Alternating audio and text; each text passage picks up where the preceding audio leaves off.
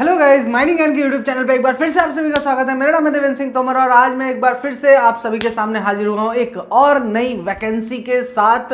और ये वैकेंसी निकाला गया है बेसिकली मॉइल लिमिटेड के द्वारा। तो अगर किसी का सपना है अभी भी कि भाई हमें गवर्नमेंट जॉब मिल जानी चाहिए, तो ये आपका सपना पूरा करने जा रहा है। तो आज की वीडियो में हम यही सब देखेंगे कि भाई क्या वैकेंसी है, कितने लोगों के लिए वैकेंसी निकाली गई, किस पोस्ट के लिए वैकेंसी है, क्या कैसे अप्लाई कर सकते हैं, डेडलाइन क्या है भाई इसकी अप्लाई करने के, सिलेक्शन प्रोसीजर क्या है, ये सारी चीजें हम देखेंगे।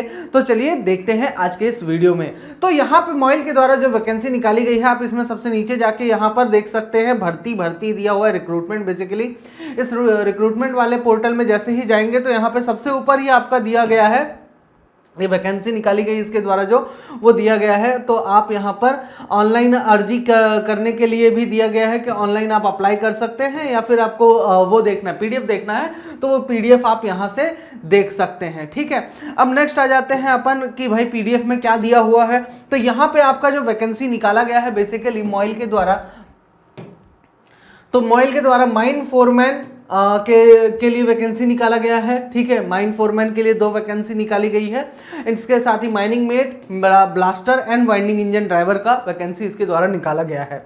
अब इसमें जो वैकेंसी ये निकाला गया है उसका अप्लाई डेट और लास्ट डेट क्या है अप्लाई करने का, वो है आपका ओपनिंग डेट 4 मार्च 2025 से आप लोग अप्लाई कर सकते हैं और 25 मार्च तक आप एप्लीकेशन फिलअप कर सकते हैं, एप्लीकेशन फॉर्म फिलअप कर सकते हैं। ठीक है, अब कितनी पोस्ट निकाली गई है, किस किस के लिए, इस पे देखते हैं और एलिजिबिलिटी क्राइटेरिया क्या है, कौन कौन इसके लिए एलिजिबल हैं। तो सबसे पहला माइन फोरमैन 1 के लिए, जिसमें कि टोटल आपका 12 पोस्ट आपका दिया गया है। ठीक है, जिसमें कि 5 आपका चला जा रहा है किसको, जनरल को, 1 ईडब्ल्यूएस को, यहाँ पर 2 आपका एससी का, 1 एसटी का और 3 ओबीसी का।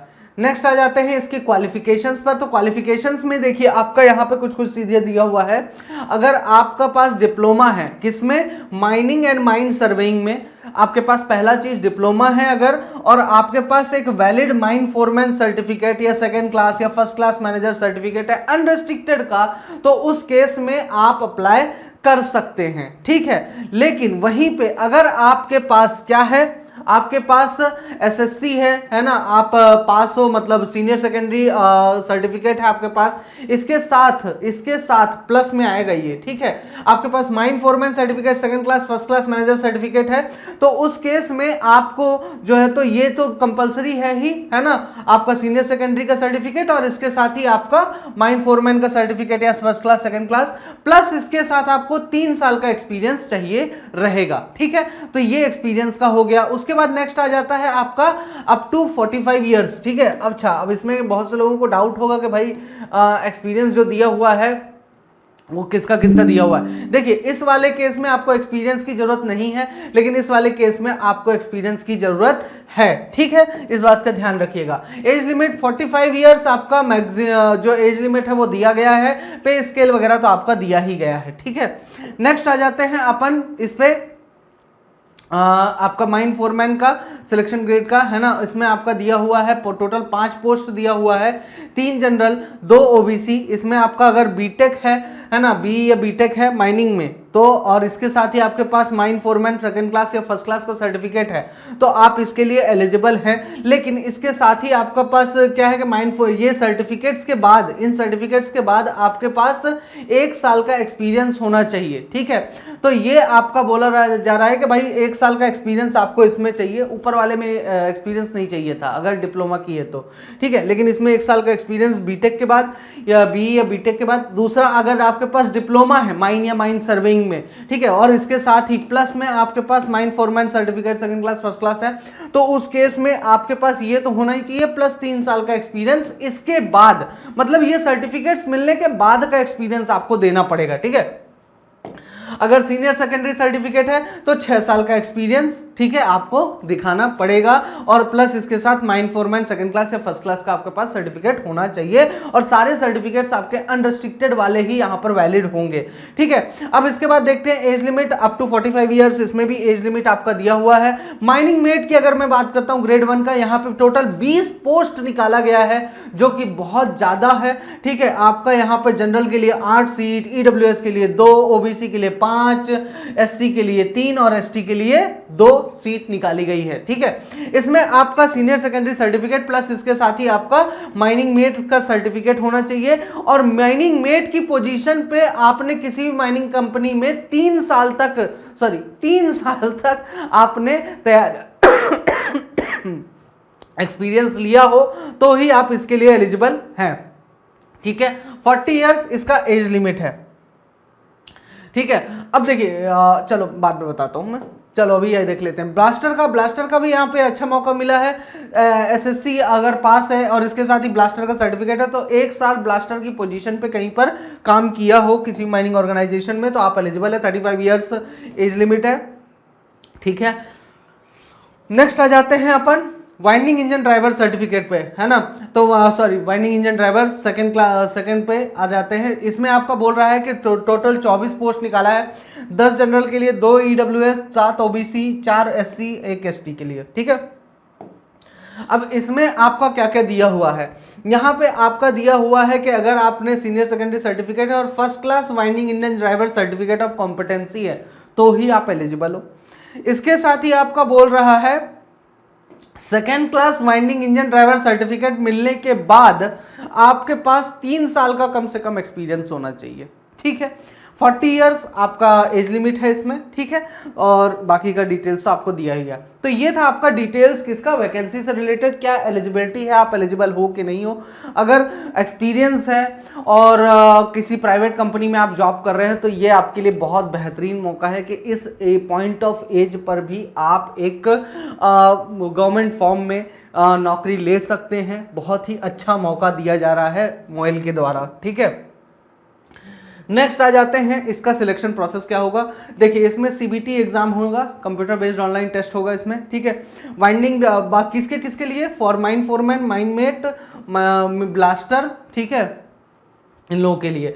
वाइंडिंग इंजन ड्राइवर के केस में आपका अलग से एक टेस्ट होगा। ठीक है, ट्रेड टेस्ट होगा, उस ट्रेड टेस्ट के अनुसार उनका सिलेक्शन होगा। ठीक है, अब कितने लोग कितने पोस्ट के लिए आप अप्लाई कर सकते हो, तो ऐसा नहीं है कि आप सभी के लिए अपने आप को एलिजिबल मान के सभी में अप्लाई करेंगे। आप सिर्फ और सिर्फ एक ही पोस्ट के लिए अप्लाई करेंगे।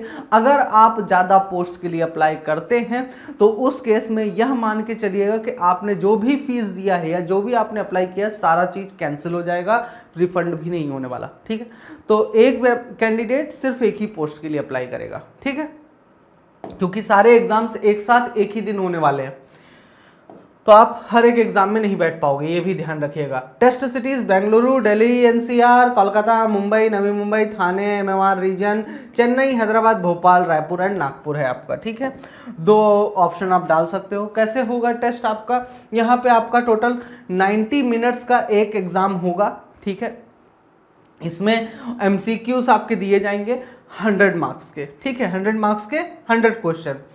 अब 100 क्वेश्चंस तो नहीं दिया है यहाँ पे, बट 100 मार्क्स का रहेगा आपका, जिसमें कि 10 मार्क जीके रहेगा एंड 10 मार्क आपका रीजनिंग का रहेगा। ठीक है, तो और रिमेनिंग 80 नंबर का आपका रहेगा माइनिंग का कोर सब्जेक्ट जो है आपका, उसका आपका पूछा जाएगा। ठीक है, तो इस बात का ध्यान रखिएगा। 40% qualifying marks ST SC OBC के लिए और जनरल EWS के लिए 50% क्वालिफाइंग मार्क्स होगा। सॉरी, एप्लीकेशन फी यहाँ पे जनरल EWS OBC के लिए आपका 295 रुपीज़ है। ST SC और मोइल के एम्प्लॉयज़ के लिए यहाँ पर कोई भी एप्लीकेशन फी नहीं लगेगा। ठीक है, चलो तो ये थी बातें। ठीक है, अपर एज लिमिट आपका ये रिलैक्सेशंस दिया गया है। ठीक है, कितना भी अपर एज लिमिट आप देख सकते हो कितना आपका है, लेकिन कभी भी 53 ईयर्स से अधिक किसी भी मतलब हालात में नहीं होगा। ठीक है, इस बात का ध्यान रखिए, कभी भी 53 ईयर्स से अधिक उम्र आपकी नहीं होनी चाहिए, चाहे कितना भी अपर एज लिमिट लगा लो आप। ठीक, तो ये था बेसिक डिटेल्स आपका, है ना। अब आप अप्लाई कर सकते हैं। इसके लिए अप्लाई करने में एक चीज़ याद रखिएगा, सिग्नेचर ब्लैक कलर के पेन से ही मारना है आपको, फोटो जो अपलोड करोगे उसका, और जो लेफ्ट हैंड के अंगूठे का निशान लगाओगे वो ब्लैक या ब्लू इंक में हो सकता है, और आपको एक हैंड रिटन डिक्लेरेशन देना होगा ब्लैक कलर के इंक से ही वाइट पेपर पर लिख कर देना है। ठीक है, प्लेन पेपर होना चाहिए वो, उसमें ये चीज़ आपको लिख के देना है, आई डैश की जगह अपना नाम लिख दीजिएगा और उसके बाद बाकी का डिटेल्स ये पूरा सेम टू सेम ऐसे ही अपनी हैंडराइटिंग में आपको लिखना है, ठीक है। कैपिटल लेटर्स का इस्तेमाल नहीं करिएगा, जो आपकी हैंडराइटिंग है सेम टू सेम वैसा ही आप लिख दीजिएगा, तो आपका एप्लीकेशन रिजेक्ट नहीं होगा, ठीक है। तो इस तरीके से आप अप्लाई कर सकते हैं। अप्लाई करने का तरीका मैंने आपको पहले ही बता दिया, कहाँ कैसे जाके अप्लाई कर सकते हैं। और भी कोई डाउट्स हो तो आप कमेंट सेक्शन में बता सकते हैं, और इसकी तैयारी के रिगार्डिंग अगर कुछ जानकारी चाहिए तो उसके लिए भी आप हमारे नंबर पे, कॉन्टैक्ट नंबर पे कॉन्टैक्ट कर सकते हैं। डिस्क्रिप्शन बॉक्स में सारा डिटेल्स दिया हुआ है। तो आज के वीडियो में बस इतना ही। पसंद आया तो लाइक, शेयर और सब्सक्राइब जरूर कर देना। कमेंट सेक्शन में बता देना और क्या आपको डिटेल्स चाहिए। Till then all the best and thank you so much. Good night everyone.